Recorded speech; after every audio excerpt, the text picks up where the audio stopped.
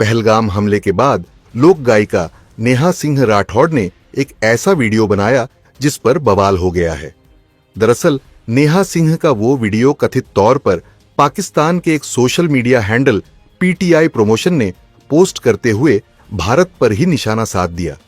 सबसे पहले आपको नेहा राठौर के उस वीडियो के हिस्से को सुनाते हैं जिसकी चर्चा पाकिस्तान के सोशल मीडिया पर हो रही है। एक फोन कॉल से दूसरे देशों की वॉर रुकवाने वाले पॉपा अपने देश में आतंकवादी हमला नहीं रुकवा पाए और अंधभक्त मुझसे कह रहे हैं कि ऐसी बातों पर राजनीति और सवाल मत करो। तो किस बात पर सवाल करूं?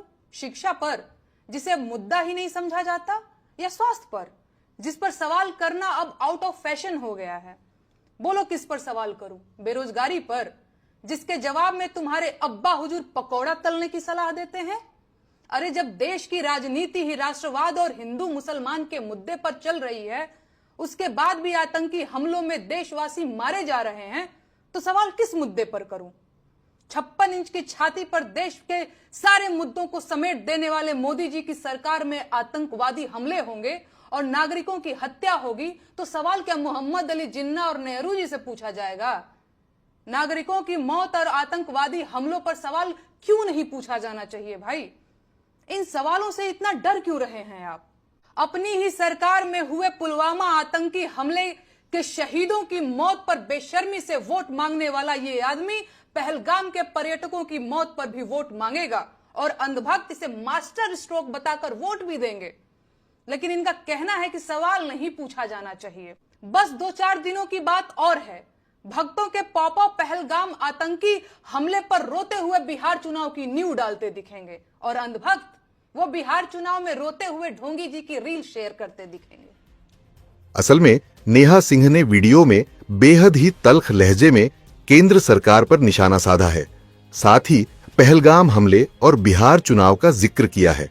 इस वीडियो पर पाकिस्तान के पीटीआई प्रमोशन ने लिखा, इस भारतीय लड़की ने हमलों के पीछे की सच्चाई और कारण का खुलासा किया है।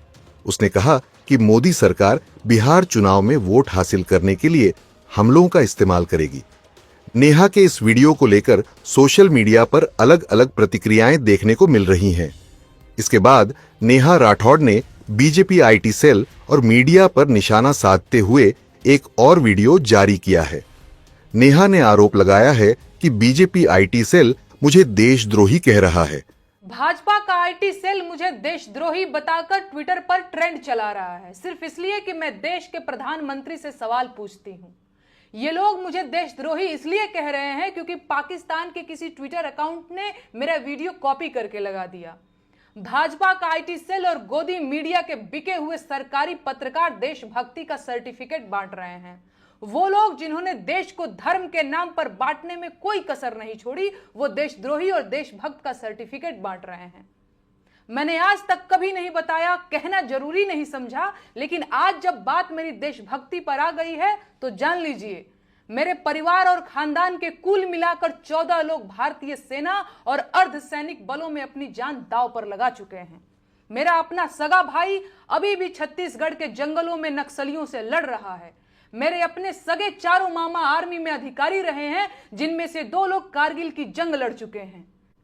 चाहे थल सेना हो या वायु सेना, मेरे भाई आज भी देश की सेनाओं में हैं और ये 2-2 रुपए के ट्रोल आईटी सेल वाले मुझे देशद्रोही कह रहे हैं। इनकी हिम्मत कैसे हुई? है औकात तो जाकर उससे सवाल पूछो जिसने देश को 10 साल में आतंकवाद से मुक्त कराने की बात कही थी। कहां गई उनकी 56 इंच की छाती? मुझे देशद्रोही कहेंगे ये बिके हुए लोग। कितने नेताओं के अपने बच्चे फौज में हैं? बताओ गिन के। पूरी भाजपा के नेताओं के जितने बच्चे फौज में होंगे, उससे ज्यादा तो मेरे अपने रिश्तेदार और परिवार के लोग सेना में जान दांव पर लगा चुके हैं। अरे आज मैं कहूंगी कि देश का मेन स्ट्रीम मीडिया देश का गद्दार है, क्योंकि उसने कभी सरकार से सवाल नहीं पूछा और सरकार को मनमानी करने दी। वो पूछें या ना पूछें, मैं बार बार पूछूंगी कि पहलगाम में 2000 सैलानियों के लिए सुरक्षा की व्यवस्था क्यों नहीं थी? कौन जिम्मेदार है इसका? आतंकी हमले के बाद बिहार में रैली करना इतना जरूरी था? भाजपा का आईटी सेल देश का गद्दार है, क्योंकि उसने देश को हिंदू मुसलमान में बांटने की कोशिश की। है कोई जवाब? देशद्रोही कहेंगे ये मुझे। नेहा सिंह राठौड़ के ये वीडियो अब सोशल मीडिया पर जमकर वायरल हो रहे हैं। देखना होगा आगे इस पर सियासत कहां तक जाती है। न्यूज तक ब्यूरो।